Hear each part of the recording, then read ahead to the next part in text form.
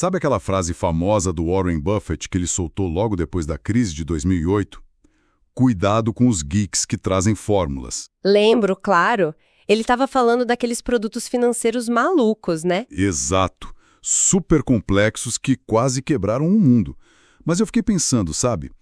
E se o problema não for só a fórmula em si? Como assim? E se for uma maneira matemática de enxergar o mundo que, contamina tudo, que define a nossa era? Ah, entendi aonde você quer chegar. É essa a provocação que a gente vai explorar hoje. O nosso material de partida é bem denso, é uma dissertação sobre o filósofo Martin Heidegger, e a missão é desvendar uma ideia dele que, assim, à primeira vista parece bem estranha. Uhum. A de que a essência da modernidade não é o capitalismo, a ciência ou a indústria, mas algo que ele chamou de o matemático. E é bom a gente já alinhar as expectativas aqui.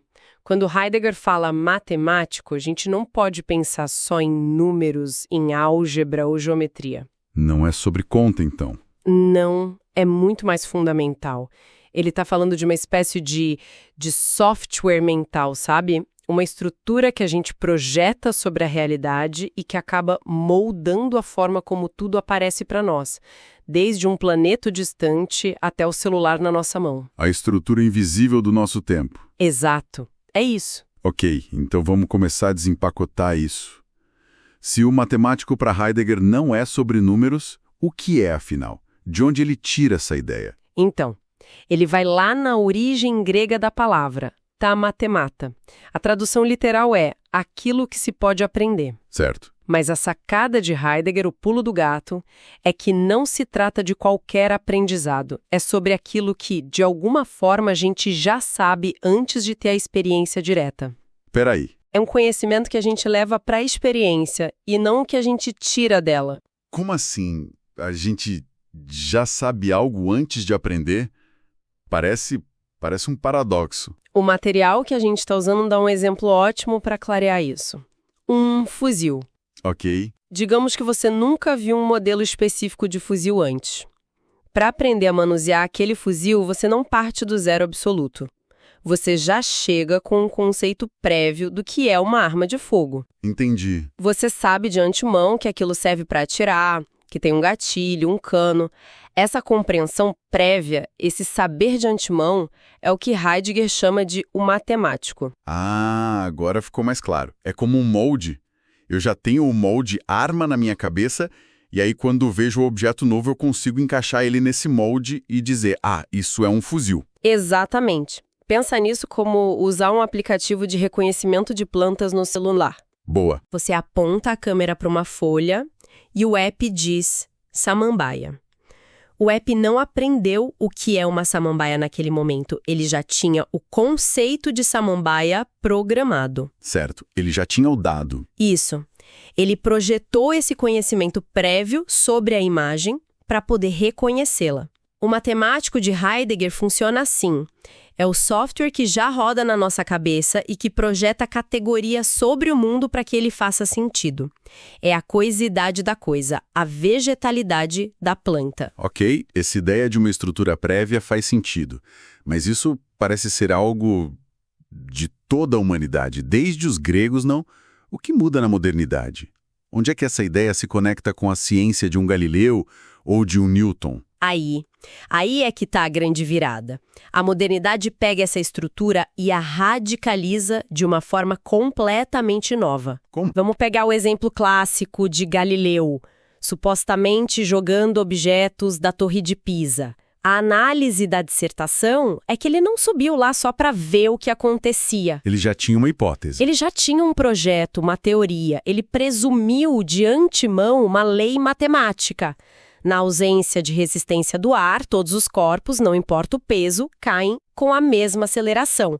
Ele não descobriu isso na natureza. Ele impôs isso à natureza. Ele impôs essa grade matemática à natureza para depois verificar se ela se encaixava. Então, quer dizer, ele não estava observando a natureza como ela é, mas sim testando se a natureza obedecia à regra que ele criou na cabeça dele. Perfeito. É isso. E para que essa regra funcione, ele precisa fazer uma suposição gigantesca. Uhum. Ele precisa presumir que o espaço é sempre o mesmo, que o movimento é sempre governado pelas mesmas leis e que os corpos, uma pena e uma bola de canhão, são, no fundo, a mesma coisa.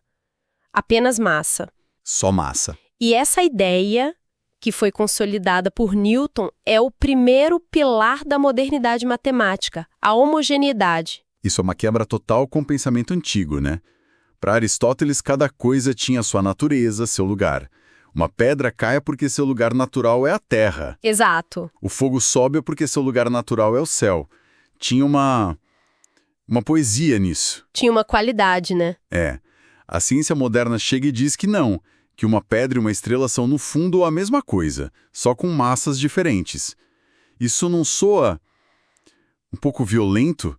Parece que se perde toda a essência do que as coisas são? Projeção pula por cima das coisas. Pula por cima, gostei disso. Para ganhar o poder de calcular, de prever e controlar o universo, a ciência moderna pagou um preço. Qual? Ela parou de perguntar o que as coisas são em sua essência e passou a se importar apenas com como elas se comportam dentro de um sistema de regras pré-definido. A qualidade única de cada ser é trocada por uma quantidade universal. O mundo vira uma grande malha quadriculada, um tabuleiro de xadrez uniforme. Exatamente essa imagem. Certo, então o primeiro pilar é esse. O mundo é transformado num palco homogêneo calculável. Mas toda estrutura precisa de uma base, de um alicerce, né?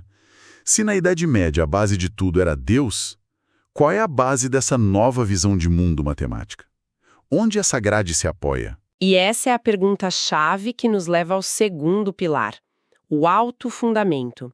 A base, a rocha firme sobre a qual essa projeção matemática se assenta. Não é mais Deus, não é a natureza. É o que então? É o próprio sujeito humano. O ser humano se coloca no centro do universo. Exatamente. A dissertação aponta para um momento filosófico muito preciso.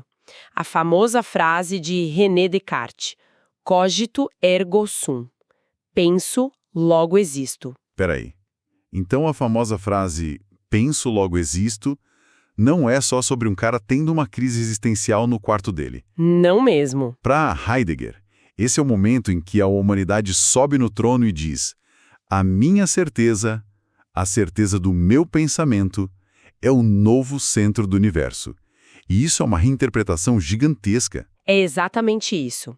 Em um mundo onde tudo pode ser colocado em dúvida, a única coisa da qual não se pode duvidar é da existência do eu que duvida. É o que, então?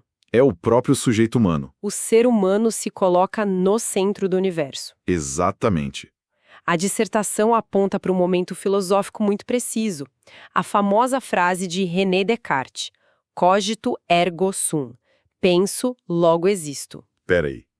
Então a famosa frase penso, logo existo não é só sobre um cara tendo uma crise existencial no quarto dele. Não mesmo. Para Heidegger, esse é o momento em que a humanidade sobe no trono e diz: a minha certeza, a certeza do meu pensamento, é o novo centro do universo. Isso é uma reinterpretação gigantesca. É exatamente isso. Em um mundo onde tudo pode ser colocado em dúvida, a única coisa da qual não se pode duvidar é da existência do eu que duvida. E essa é a pergunta-chave que nos leva ao segundo pilar, o alto fundamento. A base, a rocha firme sobre a qual essa projeção matemática se assenta. Não é mais Deus, não é a natureza. É o que então? É o próprio sujeito humano. O ser humano se coloca no centro do universo. Exatamente. A dissertação aponta para um momento filosófico muito preciso. A famosa frase de René Descartes, cogito ergo sum. Penso, logo existo. Peraí. Então a famosa frase penso, logo existo não é só sobre um cara tendo uma crise existencial no quarto dele. Não mesmo. Para Heidegger, esse é o momento em que a humanidade sobe no trono e diz: a minha certeza, a certeza do meu pensamento, é o novo centro do universo. Isso é uma reinterpretação gigantesca. É exatamente isso. Em um mundo onde tudo pode ser colocado em dúvida, a única coisa da qual não se pode duvidar é da existência do eu que duvida. É o que, então? É o próprio sujeito humano. O ser humano se coloca no centro do universo. Exatamente. A dissertação aponta para um momento filosófico muito preciso, a famosa frase de René Descartes, cogito ergo sum, penso, logo existo. Peraí. Então a famosa frase penso logo existo não é só sobre um cara tendo uma crise existencial no quarto dele. Não mesmo. Para Heidegger, esse é o momento em que a humanidade sobe no trono e diz: a minha certeza, a certeza do meu pensamento, é o novo centro do universo. Isso é uma reinterpretação gigantesca. É exatamente isso. Em um mundo onde tudo pode ser colocado em dúvida, a única coisa da qual não se pode duvidar é da existência do eu que duvida. O eu pensante se torna o fundamento inabalável, o ponto de Arquimedes, a partir do qual todo o resto do mundo é medido, organizado e validado. O sujeito se torna a base de si mesmo e, por extensão, a base de toda a realidade que ele projeta. Uau! Ok, então a imagem está se formando. De um lado temos um universo de objetos burros, homogêneos, sem natureza própria, só esperando para serem medidos e calculados. Isso. Do outro lado, temos o sujeito, o eu pensante, super seguro de si, que é a fonte de toda a certeza e que projeta essa grade matemática sobre o mundo. Essa é a dupla dimânica que define a modernidade? É essa estrutura. E o ponto crucial é que a subjetividade do Descartes e a objetividade do Newton não são opostas, como a gente costuma pensar. Não. São, tipo, as duas faces da mesma moeda, sabe? Uma não existe sem a outra dentro dessa lógica matemática. Como assim? O sujeito precisa de um mundo de objetos homogêneos para poder dominar e calcular. E esse mundo de objetos precisa de um sujeito autofundamentado para lhe dar uma ordem, uma lei, um sentido. É uma relação de codependência. Ok. Essa dupla, um sujeito que é o centro de tudo e um universo de objetos sem alma, faz sentido para a ciência do século XVII. Mas, honestamente, ainda parece um pouco papo de filósofo. Eu entendo. Onde é que eu vejo isso funcionando hoje quando eu peço um Uber ou rolo o feed do Instagram? Qual é a conexão real? A conexão é total, porque a tecnologia moderna é o campo de jogo onde essa estrutura filosófica se realiza da forma mais radical e concreta. Ah, agora tá ficando interessante. Para Heidegger, a essência da tecnologia não é ser uma ferramenta como o martelo, que a gente usa e depois guarda na caixa. A tecnologia moderna é um jeito de revelar o mundo, de obrigar a realidade a se apresentar para nós de uma maneira muito específica. E que maneira é essa? Ele usa um termo em alemão que é quase intraduzível, mas é central. Bestand. Bestand. As melhores aproximações são reserva permanente ou fundo de reserva. Na era da tecnologia, tudo o que existe, um rio, uma montanha, uma floresta, um animal, e até nós mesmos, é forçado a se revelar como um estoque. Um estoque. Um recurso disponível para ser otimizado, extraído, armazenado e distribuído da maneira mais eficiente possível. Nossa. Essa ideia de reserva permanente é poderosa, me faz pensar em como a gente fala de tudo hoje. Um campo não é um campo, é potencial de produção de soja. Exato. Uma pessoa não é uma pessoa. São recursos humanos. Tudo vira um estoque de alguma coisa. É isso. O exemplo no nosso material sobre o recém-formado pegando um avião para uma entrevista de emprego é perfeito. Certo. Ele não está só usando uma ferramenta. Dentro da lógica do Bestand, ele é um recurso humano com um pacote de habilidades, os skills, que está sendo alocado de forma eficiente pelo sistema para o lugar onde seu recurso pode ser melhor explorado. Então, o avião, o combustível, o aeroporto... O piloto e o passageiro, todos são peças intercambiáveis dentro de um gigantesco sistema de gerenciamento de reservas. Sabe, isso me lembra de como os aplicativos de produtividade tratam o meu fim de semana. Não é mais tempo livre. É um bloco de tempo não alocado que pode e deve ser otimizado com tarefas, leituras, exercícios. É exatamente essa lógica. E é transformar tudo em recurso, até o descanso. Mas um recurso de quê, no final das contas? Qual é a unidade de medida universal para tudo isso? Se tudo é um estoque do quê? É aí que vem a conexão final e mais radical que a fonte aponta. Se você reduz tudo a um recurso otimizável, qual é a métrica definitiva? Não sei. É a energia. Uma floresta é energia de biomassa, um rio, energia hidroelétrica. O trabalho de uma pessoa é energia cinética e intelectual. Nossa. A tecnologia moderna, em sua essência, é a arte de desbloquear, armazenar e redirecionar energia. É a obsessão final da nossa época. Faz todo sentido. E a lógica matemática da modernidade se cumpre perfeitamente aqui. Você tem um meio universal e homogêneo, a energia, que é a base de tudo, sendo constantemente reordenado por um sistema que se auto-perpetua. Caramba, então a famosa fórmula E igual mc², de Einstein, para Heidegger não é só uma descoberta da física. Para Heidegger é muito mais. É a sentença que define a nossa realidade. É a declaração metafísica de que tudo no universo, matéria e ser, é fundamentalmente redutível a um estoque de energia disponível. Uau. A era atômica não é só um avanço tecnológico. É a manifestação física mais assustadora e poderosa dessa visão de mundo que começou lá com Galileu e Descartes. A capacidade de transformar a própria matéria em energia pura é o ápice do projeto de ver o mundo como uma reserva permanente. Ok, vamos recapturar essa jornada porque foi longa.